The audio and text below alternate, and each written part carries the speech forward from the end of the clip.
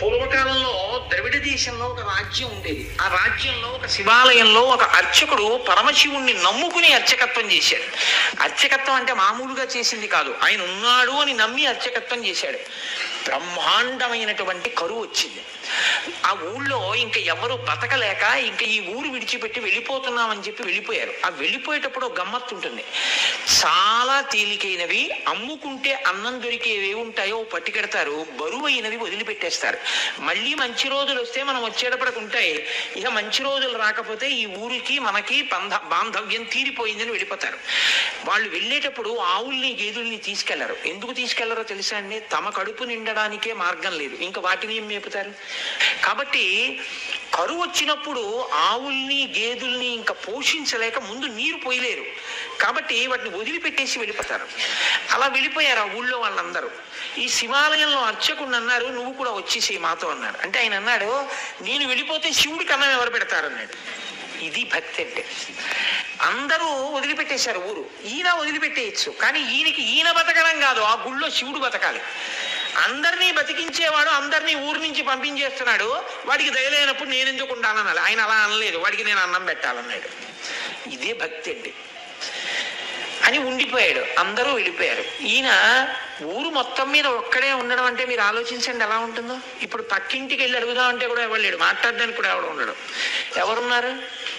శివుడే ఉన్నాడు అంతే, నమ్ముకున్నవాడు.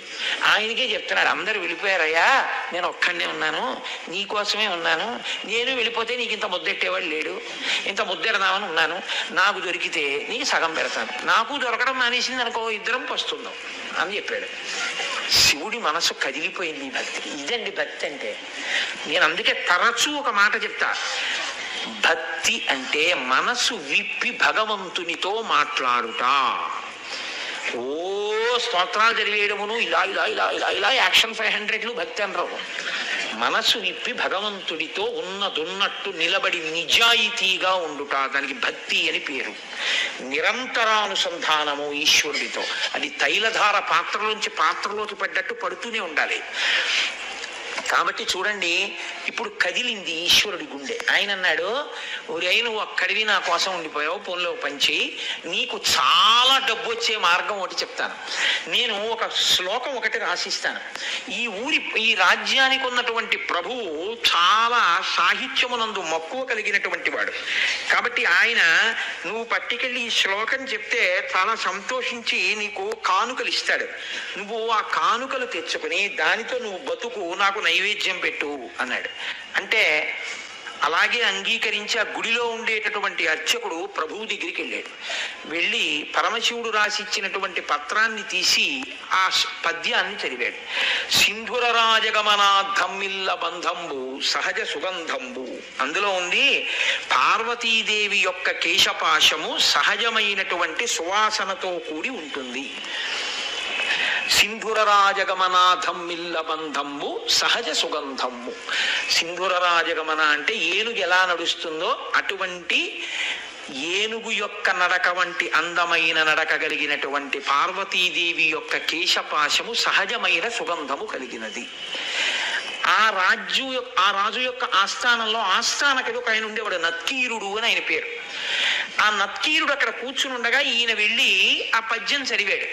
చదివితే ప్రభువు సంతోషించబోయాడు. నత్కీరుడు లేచి అన్నాడు, తప్పిది చెప్పరాదు కవితా సమయంబుల నొప్పు కాదు, నీవిప్పగిదిన్ రచయింపవచ్చునే అన విప్రుడు తెల్లబోయి, నాక పరమేశ్వరుండు ఈ వసుధాదిపుపై రచయించి ఇచ్చగాని ఏ ఒప్పును తప్పునేనరుగా ఉత్తములారయటం సుక్రమరన్.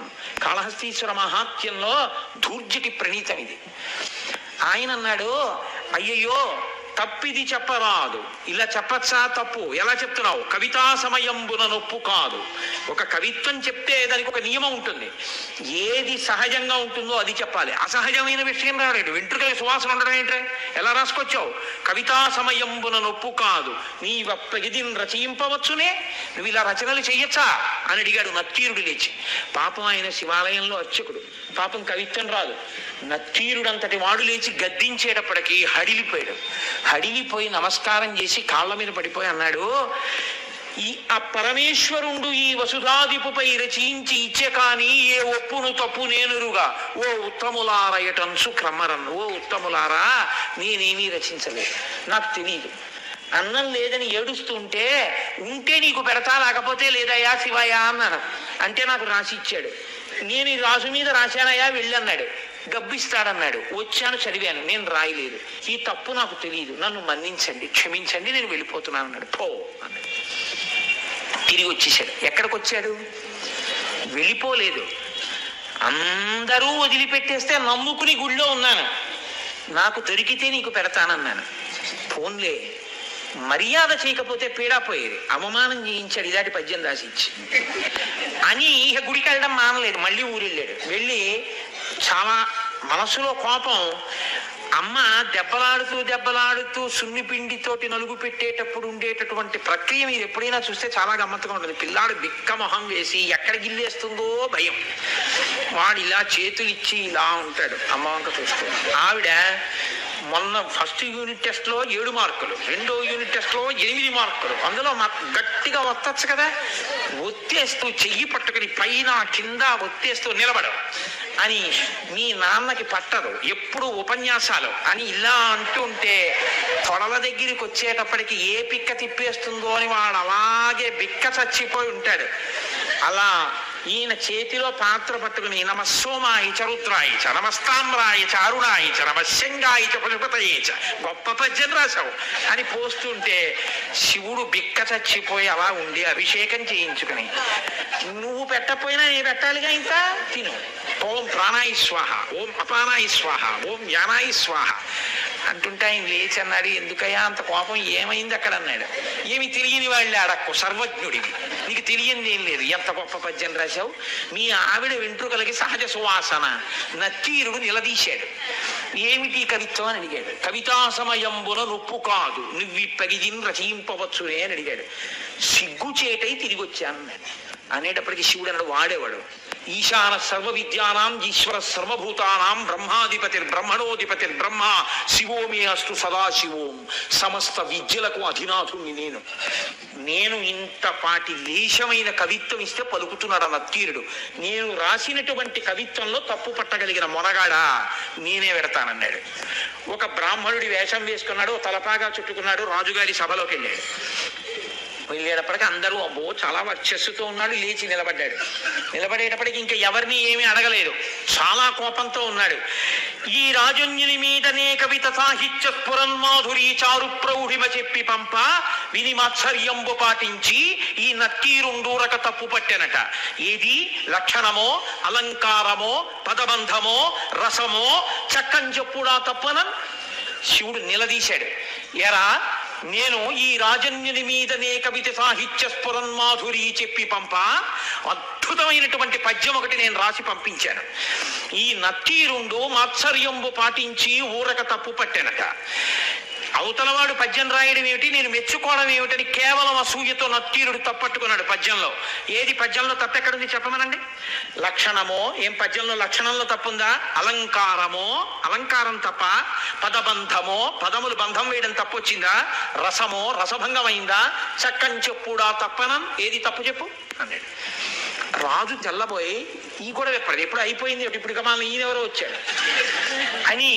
ఆయన వెళ్ళిపోయాడు కదా అర్చకుడు, ఈయనెవరో వచ్చాడు. ఓహో, కవిత్వం రాసిన వాడు ఈయనేమో.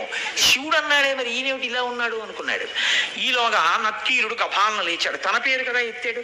అందుకని నత్తీరుడు లేచాడన్నాడు, అగజకునైనం తగు ఇలా మగువులకు తగదు మాను మాత్సర్యమింకన్ గగన ప్రసూనవాదము జగతిన్ ప్రత్యక్షమునకు సరియన తగునే.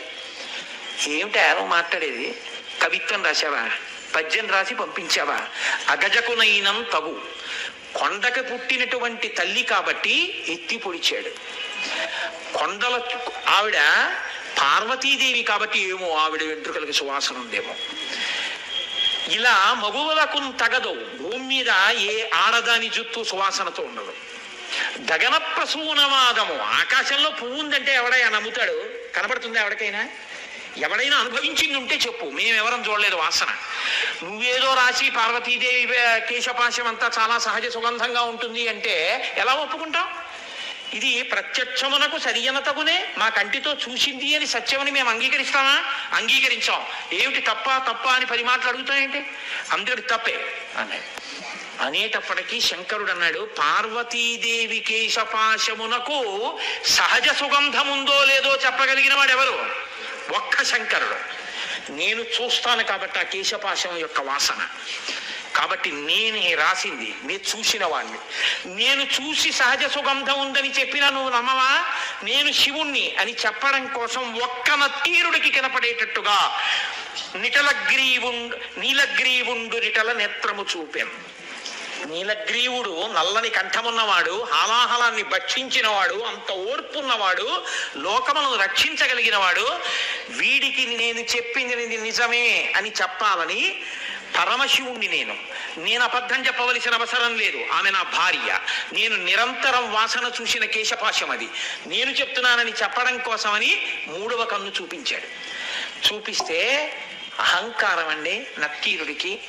తను నమ్మింది, తనకొచ్చిన 4 పద్యాలు గొప్ప అనుకున్నాడు. పరమశివుడంతటి వాడు 3వ కంటితో త్రయంబకుడై ఎదురుగుండా కనపడితే ఆయనే సుగంధిం పుష్టివర్ధనం ఉర్వారుకమివ బంధనాన్ మృత్యోర్ముక్షీయమామృతాత్ అంటాం. ఒక్కసారి మహాదేవుడి కాళ్ళ మీద పడితే ఏ స్థితిని పొంది ఉండేవాడు. ఆయన అన్నాడు, తల చుట్టువార కన్నులు కలిగిన పద్యంబు తప్పు కాదనవశమే, వలదిచ్చట నీ మాయా విలసనములు పనికిరావు విడువమటన్నాను. 3వ కన్ను కాదు, నీ తల చుట్టూ కళ్ళు చూపించినా నువ్వు చెప్పిన పద్యం తప్పే. అహంకారం చూడండి ఎలా ఉంటుందో. అన్ని విద్యలకు ఆలవాలమైనటువంటి శంకరుడే వచ్చి చెప్తే ఎందుకు వచ్చిందిరా? మహానుభావుడు చెప్తున్నాడు, ఏమో నా తల్లి కేశపాశమునకు సుగంధం ఉండి ఉండవచ్చు. ఆ అనుభవము నేను అలా అమ్మ కేశపాశ దర్శనం చేయగలిగిన భాగ్యాన్ని శంకర నాకు కూడా కృప చెయ్యని పాదాల మీద పడాలి. తన విద్యతో వాదన చేస్తున్నాను అనుకున్నాడు. నీ తల చుట్టూ కళ్ళు చూపించినా నీ పద్యం తప్పే అన్నాడు. వెంటనే శంకరుడు అన్నాడు, నీవు కుష్ఠవ్యాధి చేత భయంకరముగా పీడింపబడదువుగాక.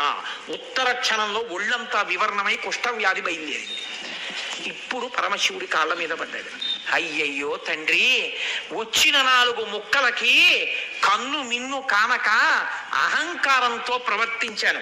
ఖచ్చితంగా జగదంబ యొక్క కేశపాశము సుగంధభరితమే అయి ఉంటుంది. నన్ను అనుగ్రహించి నాకు క్షమాభిక్ష పెట్టు అని ఆయన కాళ్ళ మీద పడ్డాడు. శివుడు అన్నాడు, నువ్వు కైలాస పర్వత శిఖర దర్శనం చేస్తే నీ యొక్క పాపం పోయి నీకు మళ్ళీ ఆరోగ్యం కలుగుతుందని అంతర్ధానం అయ్యాడు. ఇప్పుడు ఈ కుష్ఠవ్యాధితో బయలుదేరాడు. ఎంత వర్ణించాడో దుర్జటి. ఎప్పుడైనా అవకాశం ఉంటే కాళహస్తీశ్వర మహాత్మ్యం చెప్తాను, అప్పుడు విందురు గారు. అప్పుడు మహానుభావుడు ఉత్తర భారతానికి నడిచి వెడుతూ కైలాసం కనపడక కుష్ఠవ్యాధి పెరిగి వేళ్ళు కాళ్ళు ఊడిపోతుంటే ఏడుస్తుంటే ఆనాడు సుబ్రహ్మణ్యుడు ప్రత్యక్షం అయ్యాడు ఒక చోట చెట్టు కింద. ఓరి పిచ్చాడా, మా నాన్న హృదయం నీకు ఇప్పటికీ అర్థం కాలేదు. కైలాసం అంటే కుష్ఠవ్యాధిలో అక్కడికి వెళ్తావా? దక్షిణ కైలాసం కాళహస్తి శిఖరం మా నాన్నగారని చెప్పి కాళహస్తి శిఖరం చూపించాడు.